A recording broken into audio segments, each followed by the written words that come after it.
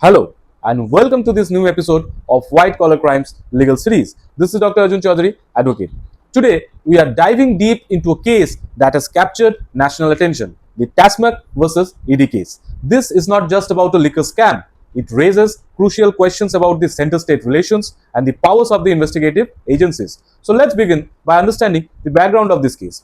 So what exactly is TASMAC? TASMAC, or the Tamil Nadu State Marketing Corporation, is a state monopoly operated by the Tamil Nadu government, responsible for the sale and distribution of liquor within the state. Approximately 7,000 liquor outlets operate under TASMAC.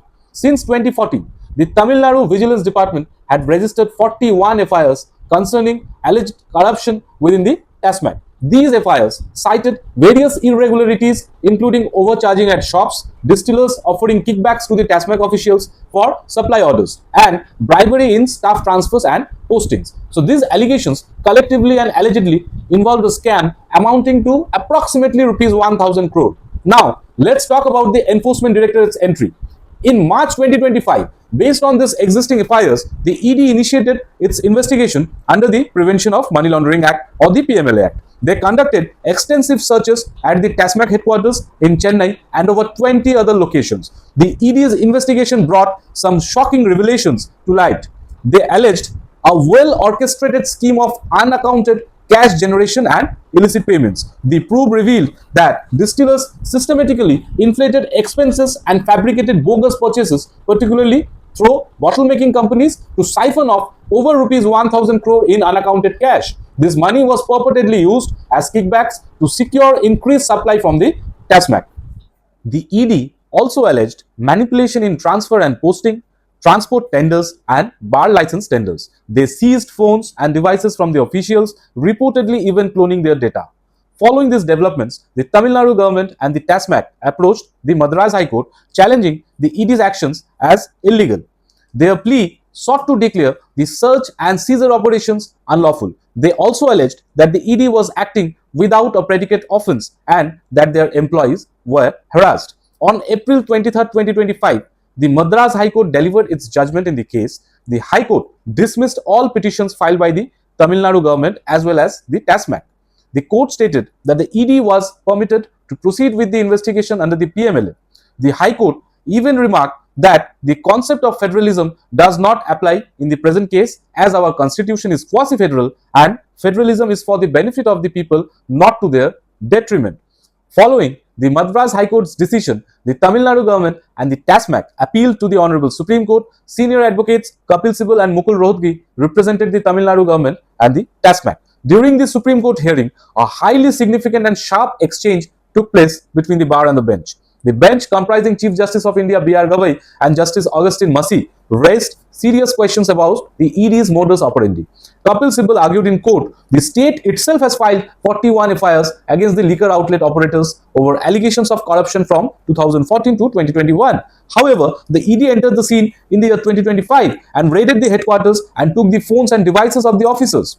All phones taken, everything cloned. Mukul Rohatgi also raised the issue of privacy violation. He stated the ED has taken the cloned copies of the phones of the TASMAC officials, violating their privacy. To this, the Chief Justice of India, Justice Gavai, questioned the ED. How can there be an offence against the corporation?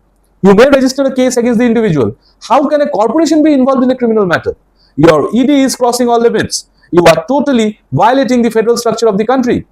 To this, the Additional Solicitor General Raju argued that this was a scam exceeding rupees 1,000 crore and that the ED had done nothing wrong.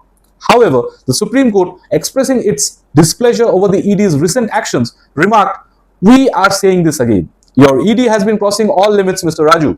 Ultimately, the Supreme Court stayed the ED's investigation. The court stated, in the meantime, there shall be a stay of all further proceedings. The court had issued a notice to the Enforcement Directorate and the matter will be heard further after the vacations. So now let's delve into our analysis of the entire case. Critics say that this case is not merely about corruption. It is also a clear example of the increasing pressure on our federal system and the alleged misuse of the central agency. The Supreme Court's scathing remarks against the ED are not accidental. Over the past few years, we have seen a very disturbing pattern emerge where the ED, which was once considered a crucial financial crime investigator, has increasingly become what many critics call a caged parrot of the central government.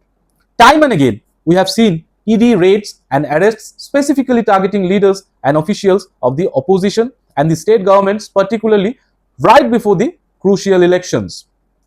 Take examples from the states like Maharashtra, Delhi, Jharkhand, or even West Bengal, where right before elections or during significant political turmoil, the ED has taken swift action against the opposition leaders. Data shows a significant spike in ED cases against the opposition leaders compared to those from the ruling party.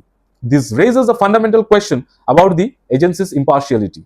Now, consider the ED's timing in the TASMAC case. The Tamil Nadu government itself had registered 41 FIRs for alleged corruption that occurred between 2014 and 2021 and was taking action on them. The initial allegations were primarily against the retailers and some officials. Yet, ED decided to swoop in during March 2025, years after the alleged incidents, and that too by raiding the TASMAC headquarters and seizing devices of top officials. Why now? And why the headquarters when the primary allegations were against the individual retailers? And most importantly, when the Tamil Nadu state elections are scheduled in 2026. This raises many eyebrows. The timing and scope of these actions have led some to question if the objective is purely about curbing corruption in TASMAC, or if they also relate to the stability of the elected opposition-led state government in the state of Tamil Nadu.